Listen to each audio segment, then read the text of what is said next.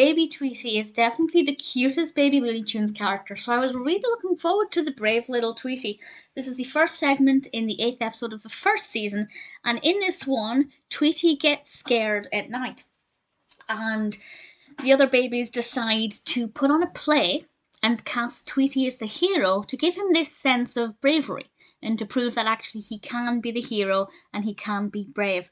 But things kind of backfire, and I wasn't expecting it to take the direction that it did. It's a very well written, well developed narrative, and honestly, I feel like Tweety was actually a little bit annoying in this. I don't think he meant to be annoying, but he had certain actions as a result of but first of all, self-pity. He was very much pitying himself, and then he was kind of getting above his station. Maybe. It's maybe not the right way to describe it, but you'll know what I mean. He kind of took things a bit too literally and a bit too seriously and was doing things that were annoying other characters. So he wasn't actually the most likeable character in this. I still enjoyed it, but not so much for Tweety and more for the other characters. Lola, I thought, was particularly adorable, and Bugs Bunny said, "That's all, folks," which just made me smile.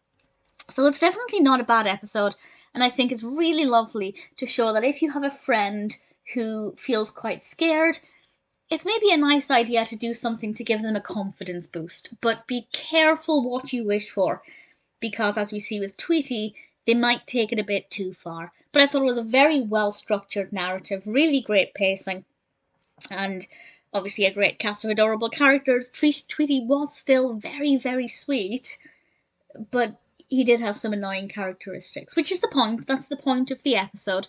Well, maybe you're not meant to be annoyed by them, but they're certainly not favourable characteristics.